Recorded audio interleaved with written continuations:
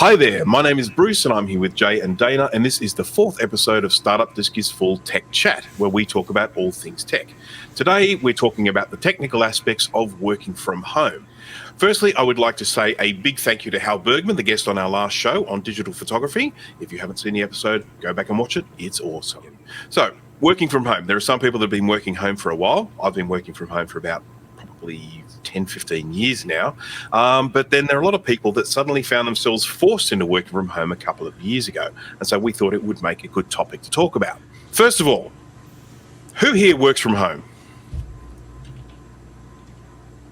Okay. And obviously, Dana, one of the reasons why you don't work from home is because you have to use equipment, specific equipment, big equipment that you can't kind of take home with you. So you have to be there to actually operate the gear on location. And of course, that's going to be the case with a lot of people. There are certain industries where they need to be where the machines are. And so therefore they can't necessarily work from home. But for a lot of people with, office jobs, administrative jobs, that sort of thing, it's relatively straightforward to just plug yourself in and start working from home. So, Jay, yeah, do you like working from home?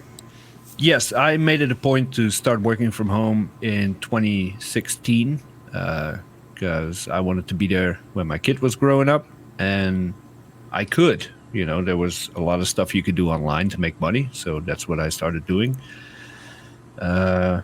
Running a repair business from my house, it worked pretty well for a while. And luckily I was set up already with my own equipment, my workspace and everything when COVID and all the lockdowns came around. So I was lucky in that regard. But yeah, I still work from home now. Not so much the repair stuff anymore. I work for another company now, but I do that right back there. So, Do you ever miss going into an office? No, I don't like people. I just don't. No, I can definitely relate to that. One of the things that I found when I started working from home is I really enjoyed the silence. But the thing is that there are a lot of people that don't like that. There are people that really enjoy daily social interaction with people, and whereas I would much rather just sort of shut the door. So, yeah, I'm not one of those people. I'll go to a party, I'll go to a concert, but work related, I just don't get along with people. Typically because I've always been in some kind of support role, and I always get stupid questions. So maybe that has something to do with it, but yeah. So that's obviously working in like a frontline role where you have contact with customers, and I can understand that's not a lot of fun. Yeah, indeed. And Dana, do you wish you could work from home?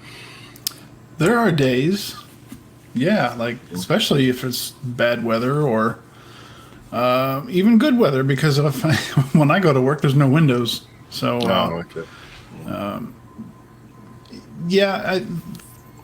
I question whether I have the discipline to do that. I mean, if I was working from home and I had to be here, like talking to people, then that's one thing. But if it's something where they're like, here's a project and here's your deadline, am I gonna be able to sit down here during the hours when I should and get it done, or am I gonna procrastinate and wait till the last minute? Maybe recording a YouTube show when you should be working, something. Right, yeah, this is so annoying. Well, I don't have the discipline. The whole discipline stuff, I've never got it down. That's why I need deadlines, whether it's for repair or something else. If I don't have a deadline, I just don't do it. I'm like, I'll do it tomorrow. I'll do it later. Yeah. And a month later, it's like, I should really get to this now. Even with deadlines. Yeah. Like I do work from home in one respect, that I do a little graphic design on the side. But I will get a schedule of when the first proof has to be ready.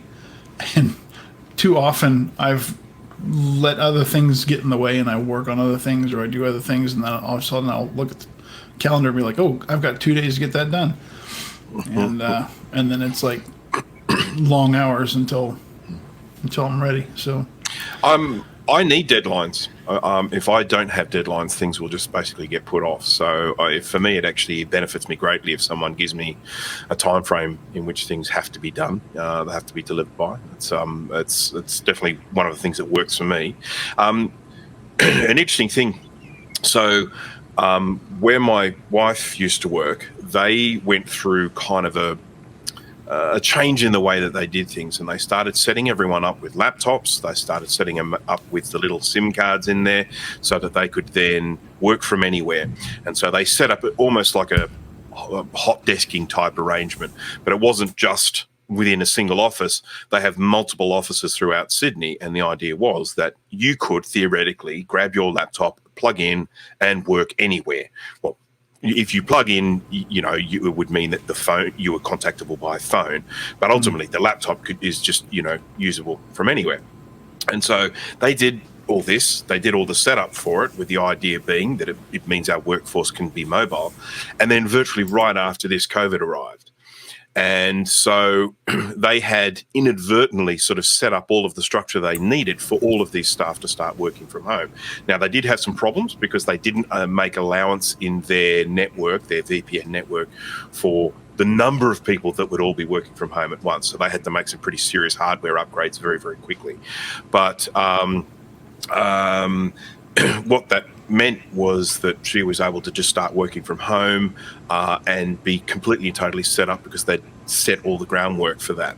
And that was an interesting thing, because, as I say, from my perspective, I've been working from home for such a long time. I was actually getting to see it from the perspective of someone who hadn't worked from home and all of a sudden was. And there were lots of interesting things that I observed in some of the things that she talked to me about. For example, she would sometimes log in for a Zoom meeting or a Teams meeting with staff, and there would be people there in their pajamas. And that, to me, as someone who's been working from home for a while, is an absolute no-no. For me, you need to set a start time and a finish time, and getting showered and dressed is part of starting that workday and start applying that discipline. I mean, I've even heard of some people who work from home. They actually get dressed, hop into the car, drive around the block, and come back again. Because that's just stupid. It is stupid. It's monumentally stupid. But the idea behind it is that when you walk into the house, that is the start of your workday. Now, for me, the start of my workday is ultimately when I come in and sit down in this office, and I have a bit of a routine. I sit down, cup of tea, and that's the start of the day for me. But you will not find me sitting in front of the computer in my pajamas. I will always sort of get myself ready for the workday. The system I used to use is I started after dropping my wife off at the station, and then I would finish my workday when I picked her up from the station. But obviously, when she started working from home, we had a slight change in system, so we had to just apply the discipline for us both to be heading into our respective offices and starting. But when it first started, she first started working from the dining room table. So we set her up there, had space and everything like that, and she was working there. And that was fine for the first few weeks, but after a while it just became a real pain. So we actually set up one of the spare rooms as an office so that she could close the door, have some privacy, it just made things a lot easier to have her own office. But we didn't realise, of course, how long that was going to go on for. We would have done it straight away if we knew she was going to be working. Well, she was essentially working from home for the rest of her time at that company. So anyhow, I mean, I guess we probably should talk a little bit about the sorts of things you need in a home office. What are the things that we consider kind of like must-haves if you're going to be working from home. Let's have a look at a couple of those. Over to you, Jay. Can I comment on what you just said about people on Zoom calls in their pajamas? I'm not going to say anything ridiculous. Come on. Yes, you are. No, I'm Yeah, not. you are. Well, I find it while I'm working, whether it was the repairs or what I'm doing there now, I have to dress for work. If I show up in t-shirts, shorts, flip-flops, whatever, I can't really get in the mindset. Like, I dress for work, I wear my jeans or whatever work attire is appropriate. After work, I will change into my off-hour clothes, whatever that might be. And for me, that really helps me with the mindset of, hey, now I'm working, now I'm on my own time. But I've heard from people, especially the last 2 years, where a lot of the job interviews are being done over Zoom or whatever other software is out there, that people just sit there in a hoodie. Or, when I interviewed for this job with the company I now have, I dressed the part. You don't show up in a damn hoodie or a t-shirt. You dress appropriately for what you're interviewing for. And I just don't get how people can not do that. Yeah. So I was furloughed in March of 2020, and then officially laid off at the end of July. And so I started to, I really was hoping that I would get a call back. And so you wait for a while, and then at some point you go, okay, I'm just going to start searching. And that's usually when the jobless benefits start running out. But so I went and bought a suit, and wore that. And I got so many comments from whether I got, a second interview or not. When I would go into the first interview, they were like, wow, you really dressed up for this. And like, people don't do that anymore. I do. I said, that's the way I was taught. And this is what you do. You dress to impress, and then hopefully they listen to the rest of what you have to say. So, yes, it's, maybe it's a generational thing, but I dress the part. Even if I'm not on camera, I dress for work. Of course, I'm not going to sit there with a button-up shirt and all that if I'm not on camera in any way. But if there's a Zoom call or a Teams meeting with, your managers or whatever, you dress up. You don't just sit there with, funky T-shirt and all that. But people do. I see it daily. I'm like, wow, have you no shame? I regularly have meetings with I have meetings with customers where I will generally wear a T-shirt, and that if I'm going there, I mean, I have to admit my dress has got a little bit more relaxed lately, and I've just basically decided it's because I'm an IT person and we're meant to be scruffy anyway. So if I get too dressed up, I'm just letting everyone else down. So I have found that these days that I would never go out to a client's office in a T-shirt. I would always wear like a polo shirt or something like that, or something button up. But if I'm having a Zoom with them, I'll wear a T-shirt. Look at me, I'm very smart. And of course, no one ever comments on the T-shirt. They always go, "Oh wow, look at that microphone." Right. No, it's and even when I lived in Florida, I had clients downtown that I would just walk to. It's walking distance, but a 2-minute walk is still enough to fry your brain in that heat. But I would still wear the button-up shirt. I would, dress the part because you don't show up. I just can't believe that people don't do it. I don't know. Yeah. But if it's my day off, manager calls me, say, "Hey, we got a problem. Can you take a look at this? Hop on a call with us." I'll show up in whatever I'm wearing. Yeah. That's fair. But if I'm on the clock, different story. Yeah, understand. And like I said, it helps me get into the mindset of, okay, it's time to work. Yeah, and I think that is actually a really important thing of working from home, is getting your brain into that mindset.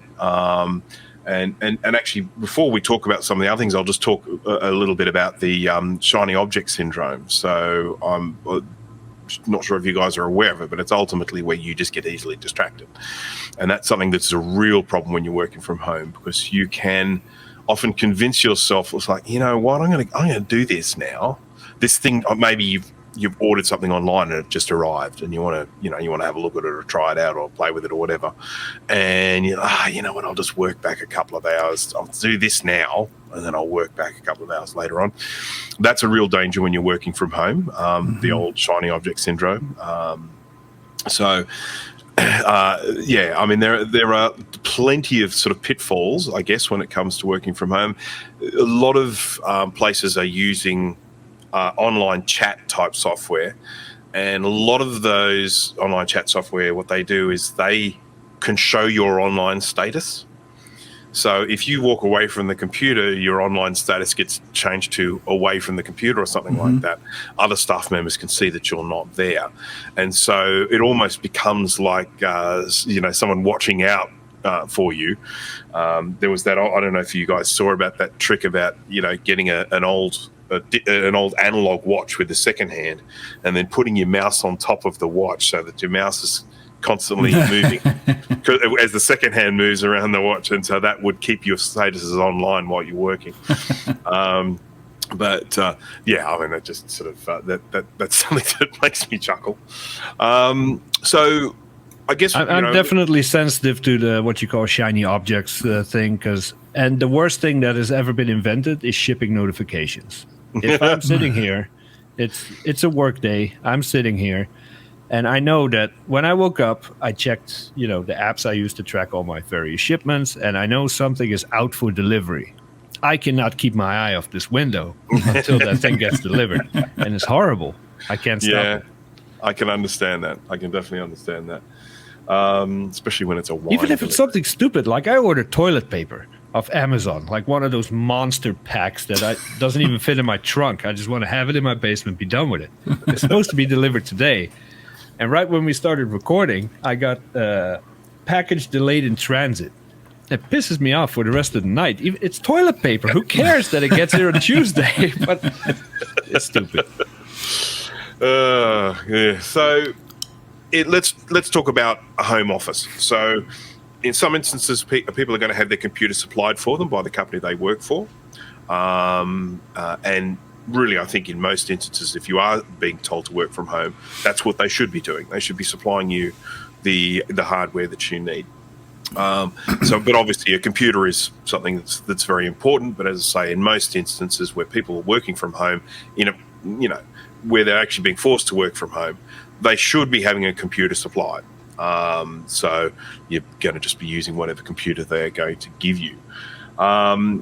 Setting up, sort of displays, and I've mentioned here in the notes the idea of having multiple displays. I mean, I think that anyone who is going to be working from home, you do need to try and make that home office as comfortable and convenient as working from the main office. You don't want to be in a situation where working from the office you have all the things you need, and then you're working from home and you don't have what you need, and you feel like you're having your productivity, reduced because of that. So, and again, this is something that when my wife started working from home, and when she used to work in an office, she had two great big displays there.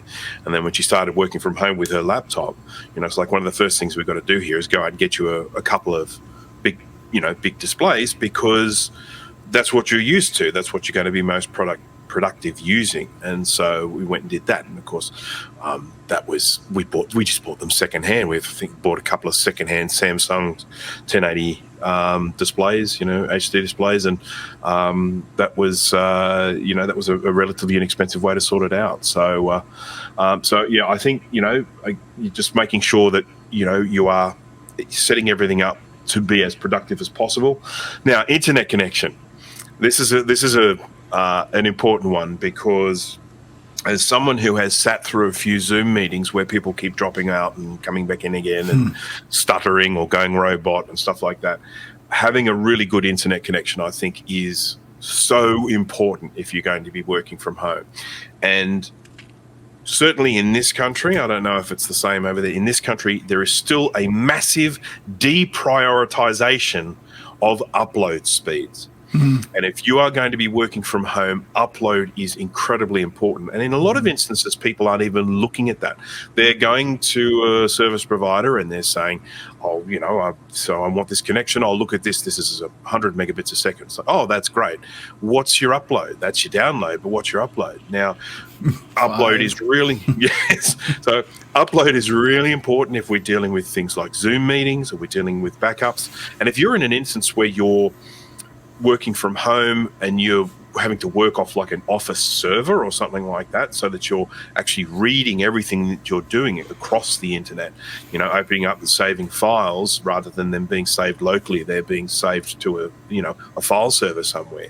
That internet connection needs to be fast. And I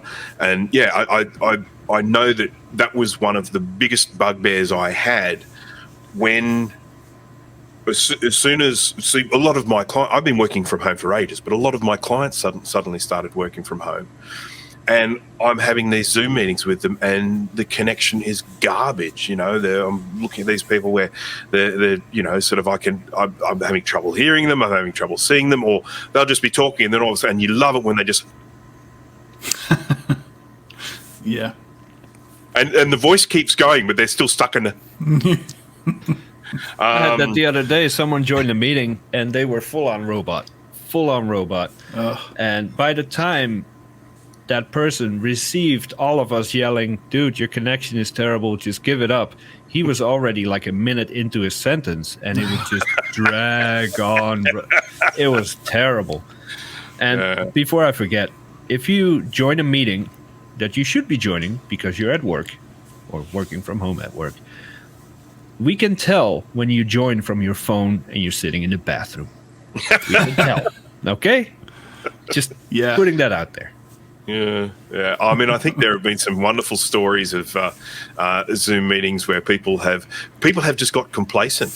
They've been sitting there at a meeting, and they're sitting at home, and they haven't felt like they're at work, and they're just sitting, and then all of a sudden they just start picking their nose or something like that. It's like, you're on camera, everyone's looking at you. And I'm very strict about that as well. And like, when I'm in a meeting, I close my door. I don't care if the house is on fire. You do not open that door when I'm in a meeting. I'm working. You don't just come in to ask me to open this toy or fix this or do that. I'm working. You gotta respect this as a work office during these business hours. And that took some discipline for both me and the whole family, because I like keeping my door open. The cats want to come in, my kid wants to come in, wife wants to have a chat, and most of the time that's fine. But when I'm in a meeting, that door is closed, pretend that the door handle is made out of barbed wire. You don't open it. Well, the simplest thing to do is pretend you are at work, not there. Right. Pretend that you're not in the room. You know what I mean? If you were in an office, you wouldn't be there. They wouldn't be able to ask you that. Right. They're not going to just turn up at your place of work and ask you a trivial question. So you have to kind of pretend. This is the thing that I would say here. You have to pretend that I'm not here. Pretend that I'm in an office somewhere. So my feeling anyway. Internet connection is that's something that I think is really, really important, and that can then, of course, go on to then networking in the home. There are a lot of people these days that have Wi-Fi only connections, and you know what? That can be fine under the right circumstances. I was just chatting to a friend the other day, and he's just recently put in a what do they call them? A mesh, sort of, so that he's now got really good high-speed internet everywhere in the house, and that's all great. But a lot of people don't have that. They've just got the whatever Wi-Fi they got from the internet service provider. They got the modem with the router built in, and they plug that in, and they've got that Wi-Fi. It's in the room in the back of the house, and then they're having their meeting in the front of the house, and the connection is really, really bad. So I have always been a very strong supporter of wired networking. Sure, Wi-Fi is convenient and important. I mean, if you're using your phone and you're using your tablet or something like that, you got no choice. But I think that if you are going to be setting up with a laptop, having meetings, having Zoom meetings and stuff like that, go the extra mile to make that one computer wired. Set it up with an Ethernet cable. You're going to save yourself a lot of hassle. If you want to go and work out outside on a beautiful day, unplug and go wireless. But for when you're going in and having those meetings, go with a cabled Ethernet connection. I just think it'll just make life so much easier. Guys. And quickly circling back to the internet connection, a lot of people, especially in meetings, are doing screen sharing now. Like, can you show me what you're talking about? As soon as you get screen sharing involved, uploads you know, people can deal with you being a giant pixel as long as they can hear you. But if you're sharing a screen, you're in trouble. Yeah, and that's gotta be clear. 90% of my job right now. So yeah. I mean, if someone's showing you something and it's too pixelated to read the words, it defeats the purpose of sharing the screen. And the other way around, a lot of people working from home have those ultra wide curved displays, which is great for them. But when they screen share it to me on a simple 1080p display, I can't see anything. Adjust your resolution a little. Well, it's interesting you said it. See, I have 3 displays here, so and to some extent, I guess the way I have them angled, it's almost like a big curved screen. But I have the 3 displays here. But the display I have on the left here, which is just slightly bigger than 1080, it's just slightly taller. It's the 24-inch Apple one. I keep that pretty much empty all the time. And if I need to do screen sharing, I just push whatever I need onto that display and share that left display. I can do everything I want over on here, but then I'm just sharing that one. And and this is the smallest display I have, which means it's not going to end up shrinking down too small on other people's computers, and do it that way. And that is a really, really convenient way to work, because you've basically you just treat this left screen here as the stage, and this is the background here where I can get everything ready to go and then bring it across. That's why I got a third one now too. It was just too much shuffling everything around, and it's a good thing. Yes, hadn't even thought about share screen, so thank you for But how do you guys? We kind of talked about this at first with the shiny objects. How do you force yourself to focus? Like, I got to get this done. Notifications, calls, screaming family around you. How do you force yourself to focus? I sit in a corner and cry. I don't. There are some times where I just get my head in gear and I'm away and I'm just working and nothing is going to distract me. I'll just keep going and going and going. And there are other times where I am just walking around doing everything but what I should be doing. You know what? It's time to clean the kitchen cupboards. Let's do that.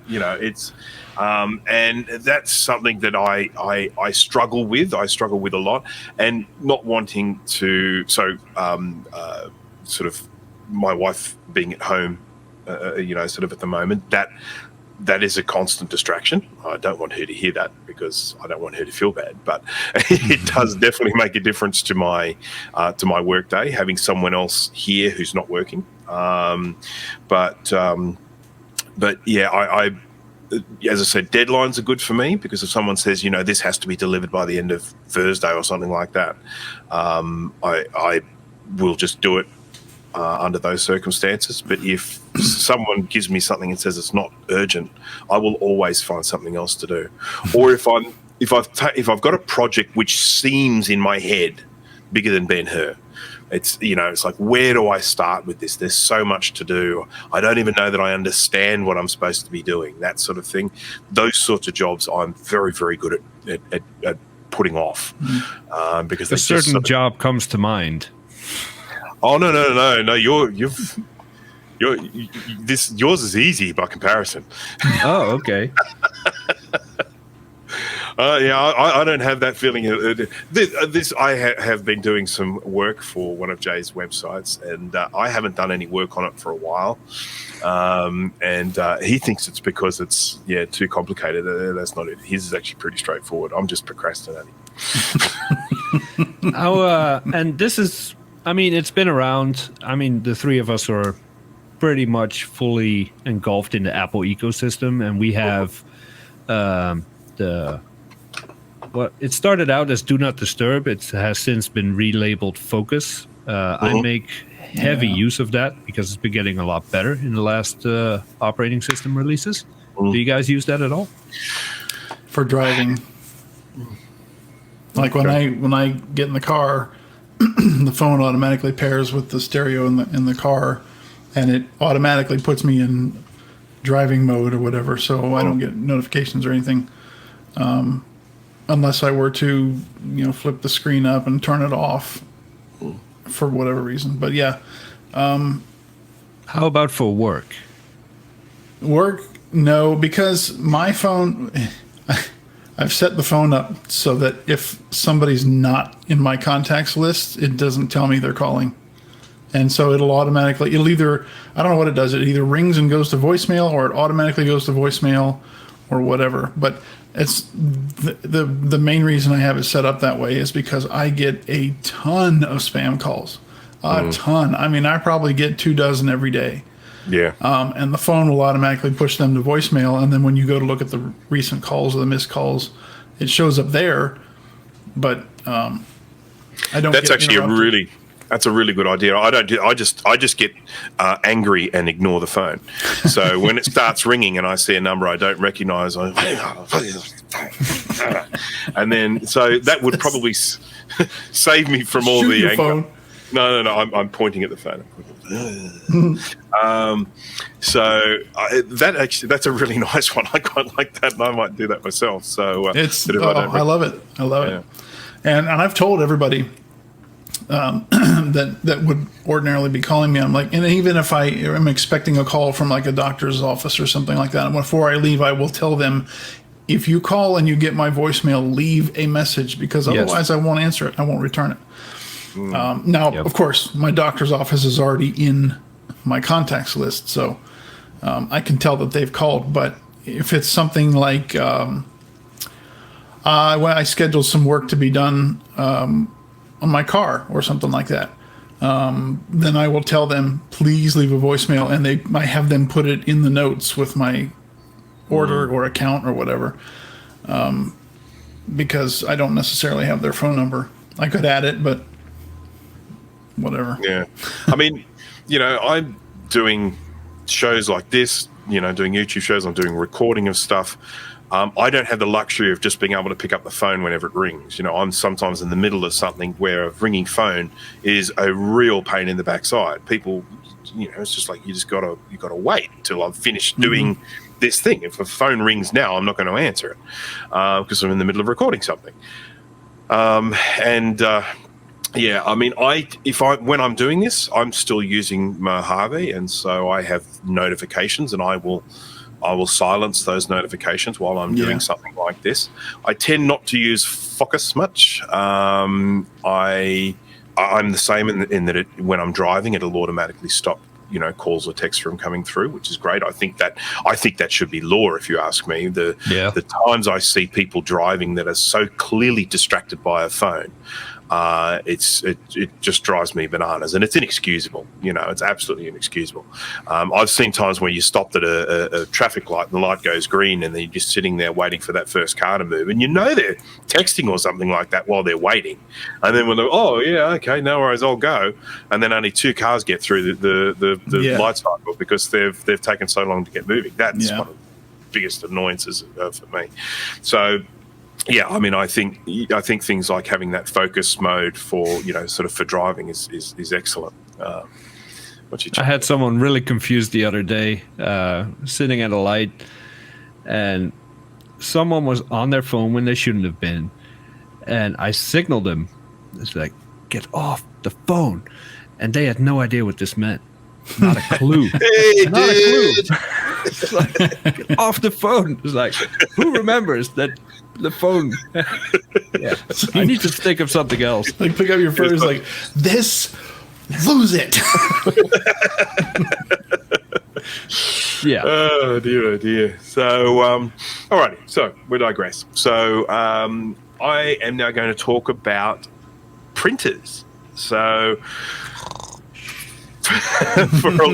for a lot of people who might be working from home, a printer is not needed. But I certainly have a printer here. I have like a little multifunction device that actually works as a printer and a scanner and a photocopier. And, I have a business here, and I find that is very, very handy. I mean, when you end up with a situation where someone might send you a PDF and say, can you sign this and send it back? Well, okay, if it doesn't have a digital signature thing, you've got to go print that out. You've got to sign it. You've got to scan it, save it as a PDF and send it back to them. So I sort of feel like there are, if you've got for a lot of people, they might just go, oh, I'm going to do that in the office. I'll go print it out in the office. And if they're at home and they don't have access to that printer or a scanner, then they're going to need something like that, like a little multifunction device. And I think they are put it this way. I think if you were trying to set up a home office, be running a home office without sort of a printer, printer, scanner, photocopier type thing, you would notice it. I think it's something that's good to have. And they're not very expensive to buy. Most of those devices, they don't charge you a whole lot of money for the device to start off with, because they recoup that cost on the consumables, because you're going to be using their consumables. But of course, if you're working from home and you're not using it that much, those consumables probably aren't going to cost you that much anyway, if you're not getting ridiculously high page counts. The unit that I have, which is behind me here and you can't see it, it's a pretty big kind of semi-professional type unit, but it wasn't that expensive, because I certainly know it every time I need to buy the toners. But I mean, the company I buy my toners from, they're constantly sending me emails going, hey, do you need more toners? And it's like, have a look at my sales history. I buy them like every 3 years. So it's like, I'll let you know when I need them. I got my printer at a recycling shop down the road. I paid $10 for it. Got a toner off Amazon, ready to go. Yeah, I got it's a little black and white printer, because we don't need color. So my wife prints a lot of stuff for prototyping. When she's doing a package design or something, she prints it out, see how it goes. I print out, the occasional notes or stuff I need to save for work. That's important. But yeah, it was very cheap to get, and the toner lasts forever. It's a laser printer, so yeah. I have a one of those multifunction scanner printer. I guess that's it, just scanner and printer. Mine still has a fax built in. Well, it works. That would work as a copier as well, I assume. So if you put a thing in the scanner, you can press a button and print it. Mine is an inkjet, but then I also have a laser, black and white laser. One interesting thing to always keep in mind from a technology perspective with the inkjet printers, inkjets are excellent because they're smaller. The ink cartridges are smaller. Usually pretty readily accessible, getting hold of those cartridges and getting hold of them quickly if you need to. But the thing to keep in mind is if you're someone who doesn't use a printer very often, the ink does solidify in the heads, and then you have to go through a cleaning cycle before you use it. So if you're someone who's only using a color printer, every month or something like that, you're going to be going through a cleaning cycle every time you go to use it, and that cleaning cycle uses quite a lot of ink in the process. So for while the inkjet has a lot of convenience aspect associated with it, if you are someone who does that very sporadic sort of printing, I would suggest to people that going with toner could actually be better, because they don't have that issue if they're not working for a while, that they have to go through that cleaning cycle. I mainly use mine for scanning if I need to, scan and fax something to somebody. I'll use it for that, but I got it for $5 at a case sale because somebody bought one of those big, long truck trailers full of mostly computer cases, but then there were chairs. That's where I got this chair from. There was a bunch of printers in there, and they were like, the chairs are $100, and this is like a $350 chair. And then the printers were all $5. It didn't matter whether it was color or inkjet, laser, or anything. So, I just thought that's the way to do it. I'll go ahead and get that. It's got a scanner on it. Yeah. So I can't remember the last time I printed anything on it. It probably is solidified by at this point, but I don't care. You mentioned something there that I have to comment on. You said if you need to fax something. It's very rare, but people still do that. Some people still do that. It's not as rare as I would like it to be in the country I currently live in. Yeah, it's not the old curly paper fax type thing. Yeah, and I'm like, mine doesn't even use a phone line. It uses the internet, uses network. But they still call it fax because you're scanning something and sending it directly from the device. Well, when I first set up the business here, I had two phone lines. I had, my voice line, and I had a fax line, two separate numbers. And I kept that for ages. And basically my fax, all it ever did was receive advertising. Just like people just advertising junk and I just get faxes of advertised junk.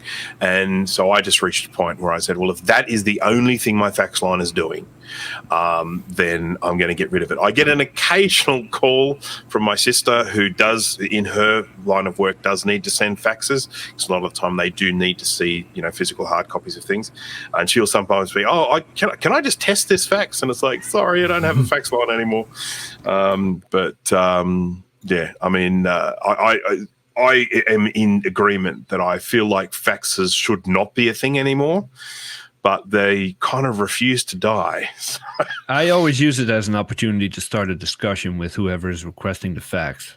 Usually some kind of government, like the DMV or some financial institution. Why are you still using that? Can you fax that? Said, no. Can I email it to you? Oh, no, we don't use email for this because of security concerns. Said, dude, I can solder together a $2 kit that snatches your fax right out of the line, and I can read it word for word. But you're concerned about encrypted email? What the hell is going on? And of course, they don't have an idea. They're just reading from a line, security concerns, without actually thinking about what it means. Yeah. But well, and you're also talking to the average government worker. Yeah. I mean, here's the thing. Faxes in the olden days, faxes were incredibly slow, but they were simple. I mean, you literally, anyone could use them. They could just literally put the paper in and press a button, and away it would go. You didn't have to. It wasn't like in the early days of the internet where you had, dialing up modems and stuff like that. Whereas for some people that was just way too confusing. It's the same technology, but the faxes made. They were slow, but faxes made that stuff very, very easy to do. Yeah. For people that were completely and totally computer illiterate, they could still use the fax machine. I had at the time what I had was a little USB modem. It was an Apple one, little USB modem that I would just plug into the back of the computer, plug the phone line into that, and then I could just send and receive faxes, using that one. But as I say, I just got rid of it. No one was sending me faxes anymore, so I got rid of it. No one complained. So I sent my first fax with my Global Village USB dial-up modem. Yeah. Sent it to my mom. She had a fax. When I started my freshman year at college, and this was 1994, my dad's company had a fax, and so if I wanted to send any information or even just a letter or something, instead of calling, I would be like, I've got a computer with a modem now, I can fax it. And so I'd write a handwritten note or something and scan it and send it, and it was kind of neat, but I really don't miss them. In fact, I actually still have my dad's old fax machine from that company. Nice. It served when they its made purpose. the shift from curly paper to straight paper, that was monumental. Because yes, that old curly paper was awful. The old thermal paper. Yeah, that's right. Yeah. And of course, they would just, if they had an automatic cut, they would just cut and roll off. And then in 36 hours, it was the color of this wall behind me. Yeah. But also, when it went from the curly paper to the regular letter size paper, people got a lot more fussy about what they received. Like when I started faxing my mom, usually because for no good reason, I would just fax her random. It was fine, but when it started costing paper that was more expensive, it's like, stop faxing me so much. It's not funny anymore. Yeah. And of course, let's not forget the little bit of grit stuck on the scanner so that you get your fax coming through with a great big line running down it. Every single one that comes through is just I know where this fax came from. It's got that line on it. It's always got that line on it from these people. So. Okay, so one other thing, pretty important if you are working from home these days, is a webcam. And yes, some computers have webcams built in, but you can often get a much better result by actually buying a separate webcam. And I actually, my computer doesn't have a webcam built in, but I actually use a Logitech C922. Does that sound right? Sounds about right. Yep, I'm pretty happy with it on the whole. There are a couple of things that I don't like. I feel like it's automatic stuff, when it does automatic brightnesses or white balance and stuff like that, it does a pretty lousy job of that. So I do most of that manual. That's why you see me sometimes get dark and light during the show. That's because I've got some natural light here. I've got lights as well, but I've got some natural light, and that natural light tends to get dark and light based on where the clouds go over. So I'm constantly making adjustments because I just don't like the automatic adjustments for the brightness that they do on this particular camera. You're too picky. I am that. I am definitely that. But this is an interesting one. I was going to share the screen for a little bit because this is... I'm just going to show this. Do you have enough uploads to share your screen? Oh, I hope so.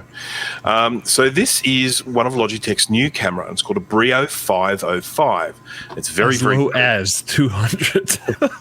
That's Australian dollars. So do keep in mind it'd be a lot cheaper in the US. But as you can see, it's quite a pretty little thing. It's got a built-in mechanical shutter, which of course, for the people who feel like their camera's coming on to take their picture without their knowledge, which I realise can actually happen, they've actually made a physical shutter for this, which I think is a very sensible idea. It's what, sort of people want. Yes. But here's a really interesting thing. It does this sort of image processing where it goes in and plays around with the light to make people look better. Now, I just wonder, whether this sets an interesting precedent, whether, the next thing you know, they'll start producing webcams with like Snapchat filters on them and stuff like God. that. It's coming. Yeah. You know it's coming. There are some dangers to this technology. If you look at that picture, if you scroll back up a little bit, like if she was on a conference call with her doctor, the first image would say, "Hey, you better come in quick. You look like you're about to die." Yeah. But the camera makes her look all bright and healthy, and next week she's dead. And like, I didn't know. She looked fine on camera. Dangerous. Don't talk to your doctor on the internet. That's the thing. Right. So anyhow, look, I just wanted to show that one because I just thought that was quite interesting, and I believe this one might even be a 4K, but don't quote me on that. It's I just think that's a very interesting one. That it's doing that level of image processing going on behind the scenes now, which I guess we're going to keep seeing that more and more. But I do think it is worth making sure that you look good. I'm not saying you need to go and spend a huge amount of time, but I think, make sure that your picture is good, your lighting is good, that's nice and clear. What I had set up here is obviously a little bit excessive, having a backdrop behind me and stuff like that. But I do think it's a good idea that you're not showing huge amounts of mess or something behind you if you're in a work meeting. I think you need to try as much as possible, set that camera up so that you're pointing somewhere where, maybe it's just a blank bit of wall or some curtains or something like that, rather than potentially setting up so that you're sharing probably more of your private life than you want to with, sort of like a dirty kitchen or something like that behind you.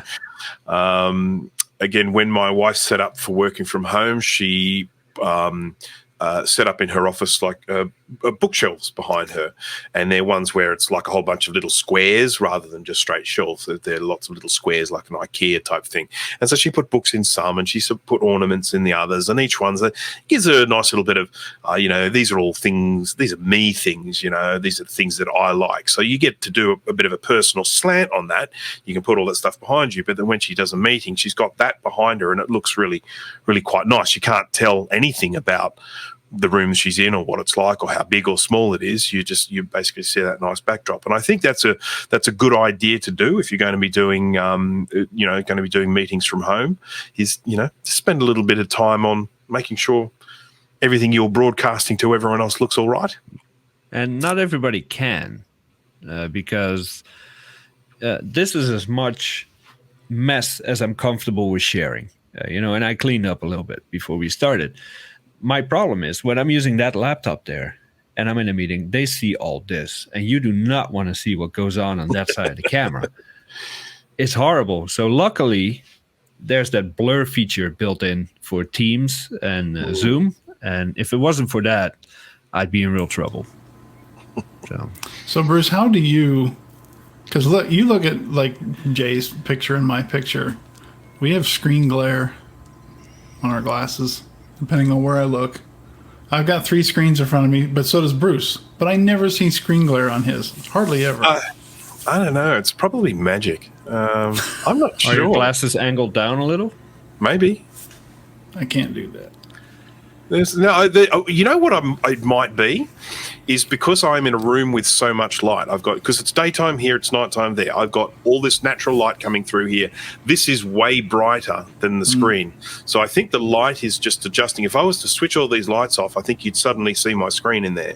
But because I've got all this extra light is everything. And this is something that goes in with last week's show on photography. I mean, light is really, really important. If you have the ability to get some light, what I have here is in front of me. I have some curtains, and they're white curtains. They're ones that are sort of kind of translucent. I can sort of see through. I can see out, but you can't see in through them. And if I'm recording at night, I can get a big light here and shine it off those curtains. It's a nice, soft, diffuse white light, so it's not hitting me really hard to give me a little shiny spot on my head or something like that. It's just diffuse light coming over my face like that, and that looks a lot better than just having a big bright desk lamp or something like that. But I think that's probably why there's no screen glare, is because there's so much light elsewhere that you're not seeing that. That would be my assumption. My deal is I've got this window back here with, it's obviously got blinds, but it faces west. So the only time any light would be coming in, any appreciable light, would be at the evening time, late afternoon, early evening. Yeah. And plus, the screen has a big hole in it from where a branch fell on it, so I can't really open it. Fair enough. So I think look for a decent quality webcam if the one inside your computer. I mean, again, just looking at my wife's situation, she has a webcam in the laptop that her company issued her, and when we do a comparison between using a Logitech C922 to the camera that's built into the computer, it's chalk and cheese. And the picture is so much better. And so, she's actually gone to the point of now she just, always uses that external, that webcam, because the end result is a lot better. So and don't go cheap on them either, because I learned that. I used to use that old iSight camera, which was it was good back in the day, but it was terrible when you got people using 1080p cameras. And so I went. Well, the image quality was okay. It's just that the iSight can't do widescreen, so you were the only square with all the rectangle people, and that really messed things up. That, and if there was low light, then it just went to crap. It looked like alphabet soup. Because you can often buy just no-name brand webcams relatively easily, very, very cheap. They will often look the same because they're often copying design styles and stuff of the other companies, but you will notice a difference between them and a good quality, spending a little bit more on it. I think I bought 2 different ones because I didn't know anything about cameras at the time, and so I bought this little $60 camera. It was a Logitech like this one, but it wasn't nearly as nice as this one, and I was getting drop frames, and it was laggy and didn't always sync up right. And I thought, well, I'll just go and spend a little more and see if that makes a difference. And it did. Now, I think this one, I have the C922 also. I think it was about maybe $100 on Amazon before they all ran out during 2020. Well, webcam prices skyrocketed. It just got crazy, didn't it? Yeah. And then they ran out because everybody was buying them for Zoom meetings and stuff. Yeah. But I'm looking at Thank that God Logitech for Apple right now. This is the thing. Late. I mean, yeah. The one that you now just with showed, the new Bruce, operating system, I don't know if it's that case with Windows, but now on the newest operating system for Mac OS, like I said, 2 years late, you can use your phone as an external webcam. So that's also an option. I don't know if it's an option with Windows or Linux or stuff like that, but it is with Mac now. Yeah. The one that Bruce showed, that Brio 505. I'm staring at it. There it was $199. Nice. Here it's $129. Yeah, so but it's USB-C, so I don't know if I can convert that, or how does that work? Oh yeah, you can get a USB-C to whatever converter. USB-A. Yeah. Because I do a lot with camera. This show, Mac Yak, my own videos, FaceTime. So a better camera than this would be nice, actually.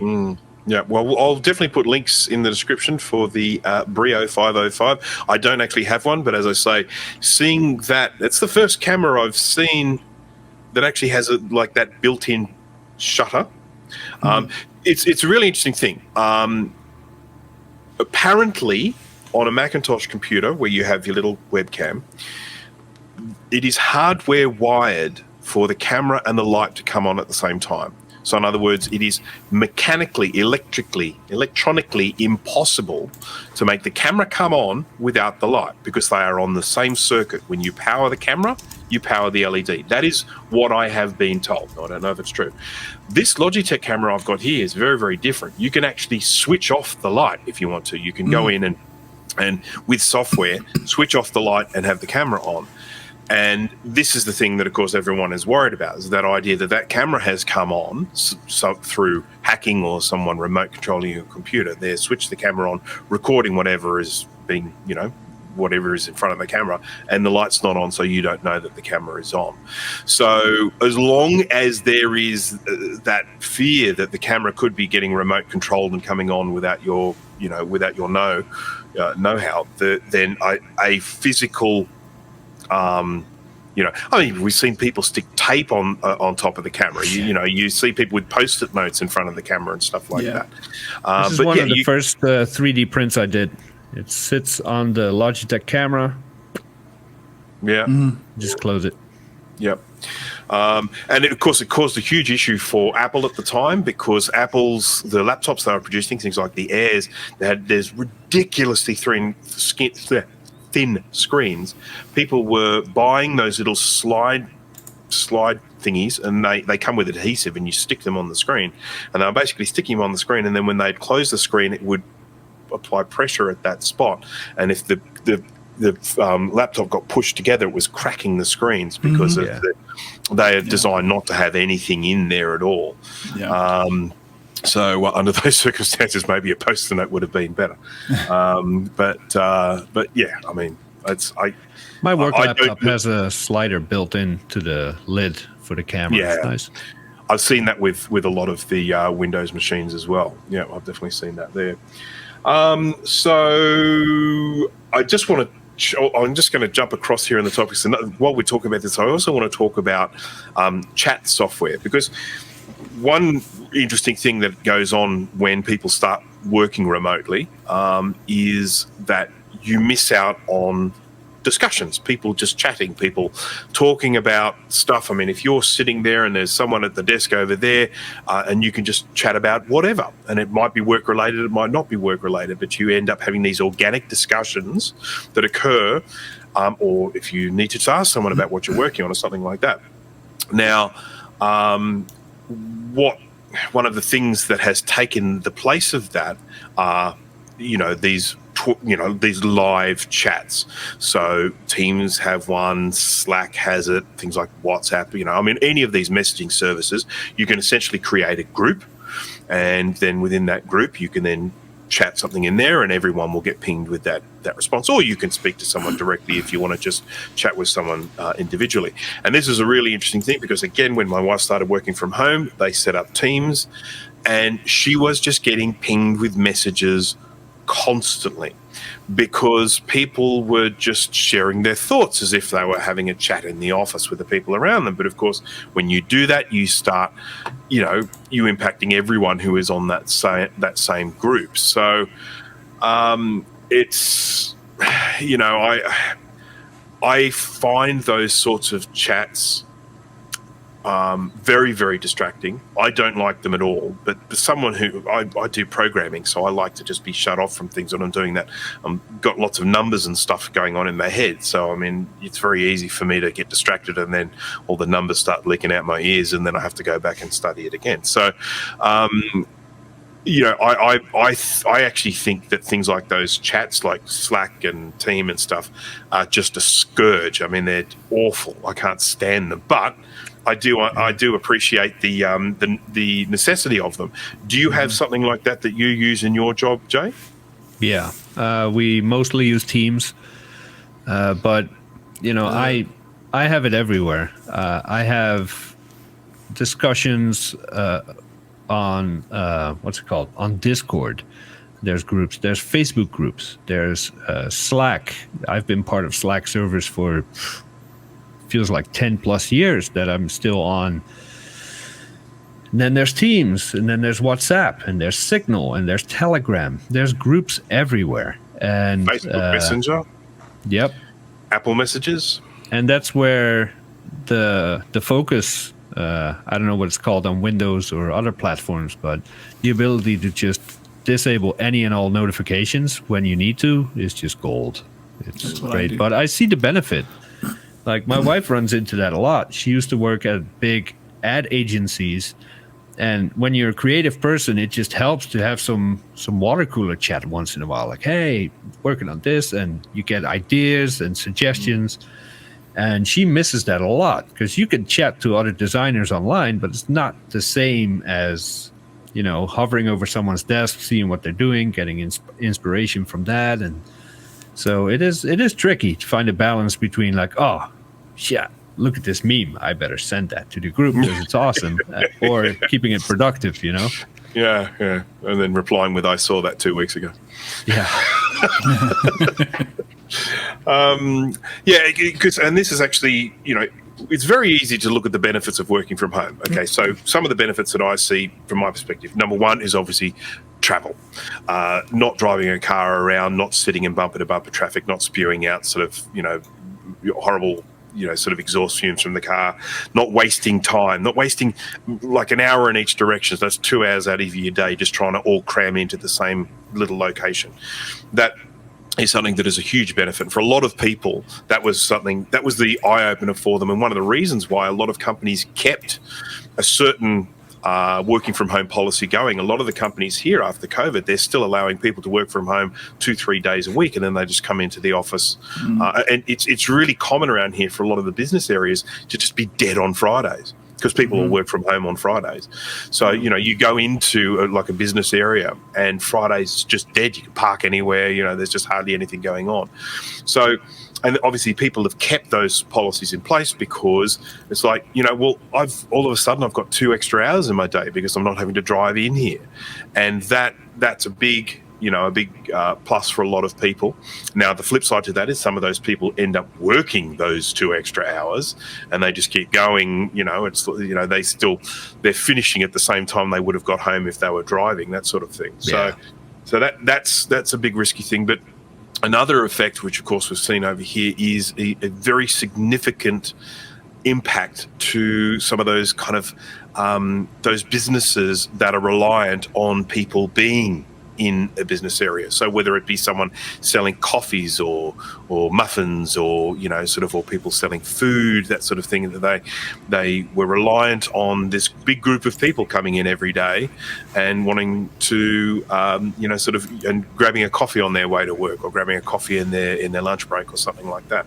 And of course a lot of those businesses have ended up failing. They've ended up dying. They've had to close up because they just don't have enough people to make that business viable anymore.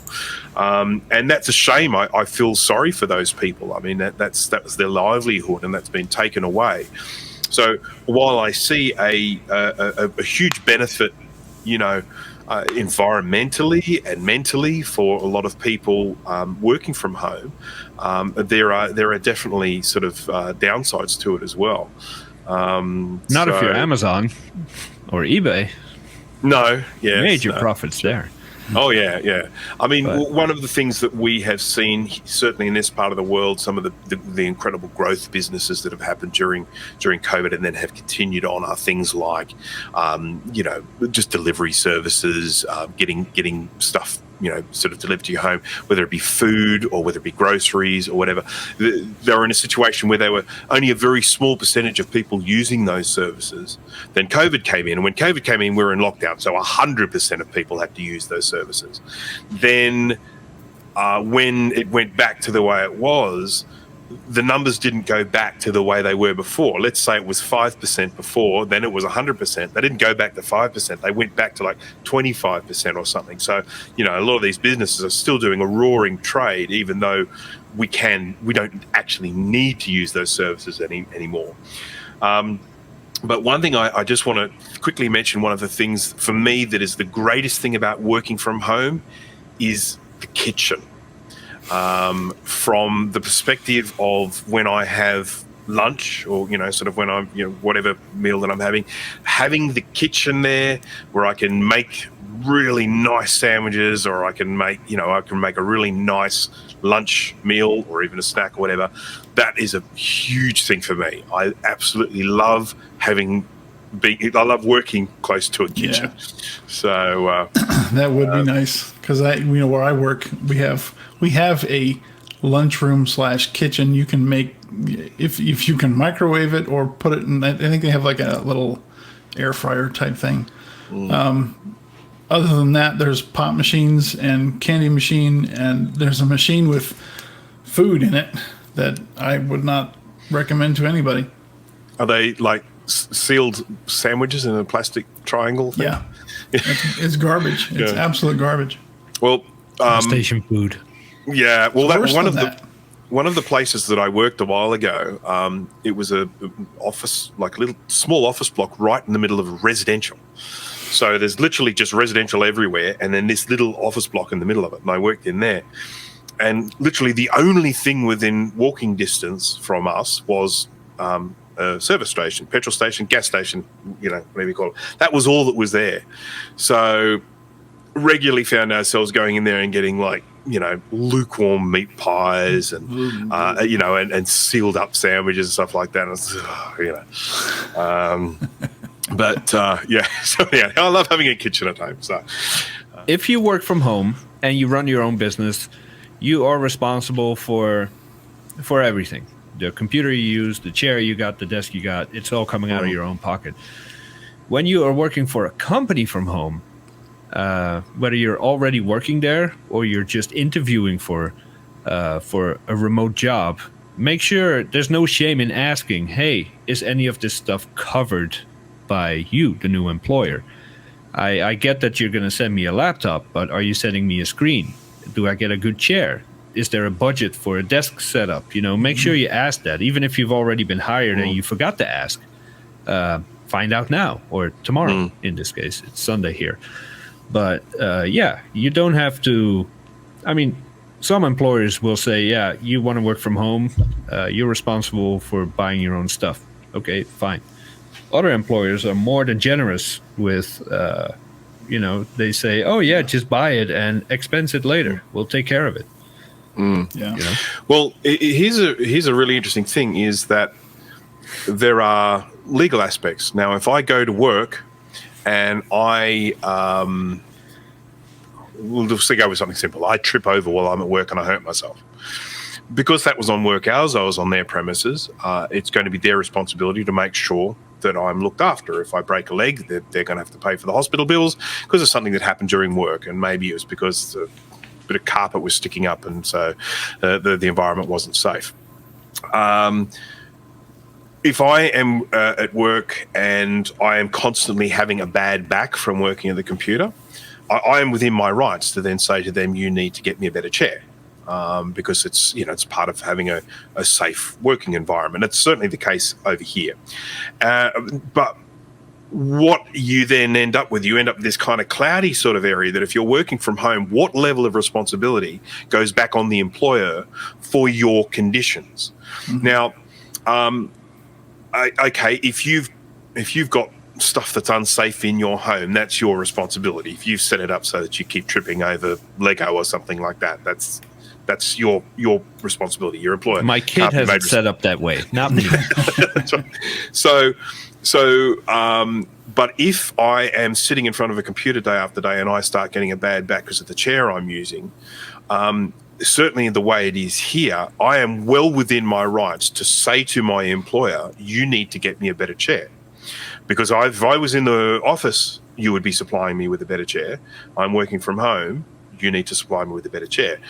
Send me the one from the office if you want, sort of stick it in an Uber and send it over. But that is, I'm not sure how that is with working from home over there, but certainly over here, you are well within your rights to make sure that you are being set up with an ergonomic work environment that you're not going to have, sort of future complications from. So, I don't know how it is here either. I am one of the people that didn't even inquire about this. Oh, okay. So what did you get? Laid off. I got a plank with 2 storage racks, and that's my desk. And I figured, you know what? At some point, I'll get a nicer desk. I already have a good chair. I have everything I need, so slap it together. I got laid off during COVID, so I was just happy to get something. I didn't ask too many questions. But now I'm wondering, like, okay, the desk I'm currently sitting on, this is one of those adjustable desks. It has 2 motors in the legs. It's a stand. You can stand or you can sit. I want to put this desk over there because that's where I spend the majority of my time now. But I'm thinking, hey, this is a very expensive desk. Should I see if I can get another one of these? And if they'll cover it partially or fully, or, I didn't ask. Yeah, I didn't ask, but I'm going to next week. Find a good deal on one and send them the link and say, would this be possible for me to get this? Because so when you started working from home with this new job, they supplied you with what, a computer and what, 1 or 2 monitors, a laptop, 2 screens, one of those because it's a modern laptop, so it only has 2 USB-C ports. So they got me a docking station for Ethernet, USB, all that stuff in it. A mouse and a keyboard, and that's it. Okay. All right. Okay. So a mouse and a keyboard is nice because, again, I think if you're working from home and if you're working with a laptop, yes, a trackpad's great for when you're out on the go. But if you're working in front of it for hours during the day, you want a mouse and you want a normal keyboard, not the I purchased a better mouse and keyboard myself but that's my choice. I didn't ask them if they would reimburse me for that or anything because, they did. Well, they did supply it for you. It's just it didn't meet the J standards. No, my tastes in mice and keyboard are fairly unique, I would say. I mean, nobody goes out and gets a ergonomical mouse and all that stuff. That is the most ridiculous thing I've ever seen. It's the best mouse ever. Yeah. I mean, apart from the puck mouse, I would use a puck. But Windows, a lot of right-clicking, and But I didn't ask them about that because that's my choice. They supplied me with something. I didn't like it, so I got my own. But when it comes to a desk, I'm like, hey, this is a $500 desk. I don't want to dish that out myself. So tomorrow, I'm going to talk to my manager and say, hey, is there a policy in this regard? They might say no, but at least I'll ask. Yeah, better 7 months late than never. Yeah, no, that makes sense. Perfect sense to me. I think it's a good idea. Okay, so there's another thing I just want to really quickly chat about. This is a very small topic. We'll just drift over this one really fast. Backups. 2 hours later. So, obviously, if you're working with a company and you're working remotely and you're just reading stuff off a file server, that's not going to be your responsibility at all. But if you are potentially working on files that you might be investing a lot of time on and you are saving them on a local drive and there isn't some sort of backup policy within your organization for backing up your computer, then I think it's very important for you to set up some sort of backup. There's that old saying of, sort of how often should I back up? And it's like, well, how much work are you prepared to do again? And that to me is the answer. I think that if you're going to be spending an 8-hour day working and you have a backup that runs once a day, you have the potential for having to do a whole day's worth of work again. So I think if you are sort of working on a work computer and you're working for 8 hours a day, I reckon you should be having backups happening every 1 or 2 hours so that you know that if you do lose stuff, you've only lost 1 or 2 hours worth of work. So that's my general feeling about it.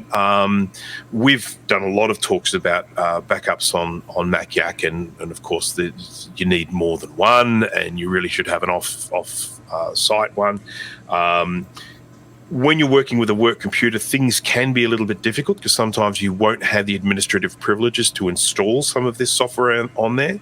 And if that is the case, then it is their responsibility to make sure that you are backed up. It's their responsibility to do it. But if it is something you do have control over, highly recommend a product like Backblaze, which just runs in the background, constantly keeping your computer backed up to a remote, sort of a remote cloud service. It's not very expensive to set up. And if you do have a catastrophic failure, you do have the option of paying them to send you your backup on a physical hard drive, so you don't have to then sit there and wait for the whole thing to be downloaded across the internet. And this show will probably be live in the next 24 to 48 hours, which means in the end of November, we have Black Friday and Cyber Monday deals. You can probably get a nice discount on a Backblaze account. Or any backup software that's being sold, they probably have discounts as well. Well, you guys keep looking at me. Oh yes, there's one person here who doesn't use Backblaze. That's just, and it's not me, and it's not Jay. No. I should say I'm not allowed to make backups for my work computer. Every file I create is instantly uploaded to OneDrive, I think it's called. And everything else is done server side. So there's not a lot that needs backing up. For my personal stuff, when I did the repairs, everything was server side as well. I tracked everything in FileMaker. That's the one. Yeah. So that kept track of everything. My wife, on the other hand, graphic design, constantly working on and updating files. I would say 80% of all the storage in this house is used for her backups, hourly backups. Disk image backups, incremental backups, and then we have Backblaze, external backups. And so for her, it's super important that at most she is waiting for me to restore her computer to a working state, but all her files are okay. For me, work-wise, I don't really have anything to worry about.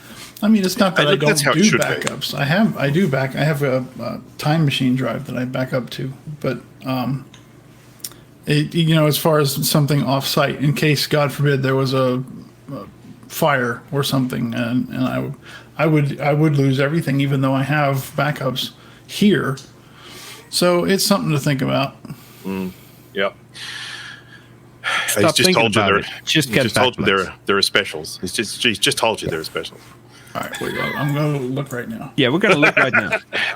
I think we're getting closer to wrapping this up, but I will just finish off with one little topic that I want to mention here, and that is the whole work-life balance thing. When you're working from home, it is extremely easy to just keep working. You're at home, you can even be in a situation where it's like 6 or 7 o'clock and you go, you know what, I'm just gonna go grab a wine and keep working or something like that. And it's very, very easy to then find yourself sitting in front of the computer for 10, 11 hours, a day. And you shouldn't. You really shouldn't. You really need to be setting yourself a timer, set yourself an alarm. It's a finish time. If you imagine that you were at work, you'd be wanting to get home. Just because you're at home doesn't mean you shouldn't stop working. What you just described was like hell on earth to me. Can't imagine sitting in this chair for 10, 12 hours. Oh, my God. It's very if you easy. Enjoy your work, like when I'm doing repairs, like, ooh, it's 2 a.m. I better, wrap it up because I love soldering, fixing stuff. When I'm doing all that stuff, I'm like, it's 4:45. Okay, 15 more minutes. Not because I don't enjoy it, but, I'm trying to force the balance. Yeah, I mean, if you're working from home, right? Well, so if you're working in an office and the boss is in the next room, they can see what time you started. They can see what time you knocked off. They can see how busy you've been during the day. They know everything that's going on. You start working from home, you might end up suffering some guilt. I didn't get enough work done today. My boss is going to think that I've been skiving off, that I've been watching TV or watching soap operas all day today. So I can kind of understand that. I think sometimes when people are working from home and they're not under the thumb, they're not being watched, that they might feel a need to prove how hard that they are working and potentially work longer hours because of that. But, And look, if you are someone who on a particular day you decided, you know what, I'm not going to start at 9 today, I'm going to start at 11. And then you need to make those hours up at the other end. But it is just really important to keep that balance, to make sure that you are only working the amount of hours they are paying you for. It's maybe if you're getting loads of overtime or something like that, and you're saving to buy a house or something, sure. But if you are sort of on a salary and you are getting paid a certain amount of money for your job, and you are, cramming in a couple of extra hours every day, that is not good. That's not good at all. They shouldn't be owning your private life as well. So, that said, if it's your choice to do so, like for me, we're talking years ago, I spent a lot of time after work still working, trying to improve my skills, learning more, doing all that. But it was a lot easier because I didn't have that family yet. Now I do, so I have to make that time and find that balance. But still, I'm new at this job I have now. I will spend some time after hours reading up on something or learning a piece of code that I need to know, because I know it'll pay off in the future, being better at your job security typically. So, but yeah, if it starts cutting into your family time or your hobbies or stuff like that, and you get complaints from your family, or maybe you're in a league with friends and you keep missing stuff, it is time to reevaluate. Definitely. Yep, for sure. Alrighty, well, I mean, unless you guys have anything else you wanted to add about this, I figured we'd probably wrap it up. We've been prattling on for quite some time now. I'm glad we kept it a short show this time. Yeah, me too. I told you it would happen. Well, I have some more stuff to say about backups if you have the time. No, I think we've had. That's all the time we have for this. My hard drive is almost full. We know we are going to have to do a backup only show. Oh, yeah. I mean, I cannot see there's any way that we can't. So anyhow. To everyone who is watching, thank you very much for watching. Once again, we do have this pledge that we are going to do a live stream show when we hit 100 subscribers. So please tell your friends, get them subscribing if you want that live stream to happen. Next week's show, we have a very special guest on, and we're really looking forward to that one. That should be fantastic. If you are working from home, or you used to work from home, or whatever, you have anything you want to say about working from home, if we missed something, please put it in the comments. We would love to hear from you. Please like and subscribe, and thank you for watching, and we hope to see you next time. So, bye-bye. Bye. But before we start that, let's just have a quick little recap of the last show on digital photography. Nah, let's not do that. Firstly... Why not? Hi there, my name is Bruce, and I'm here with Jay and Dana, and this is... Yeah, I didn't really think that sentence through. Type it out first. Hi there, my name is Bruce, and I'm...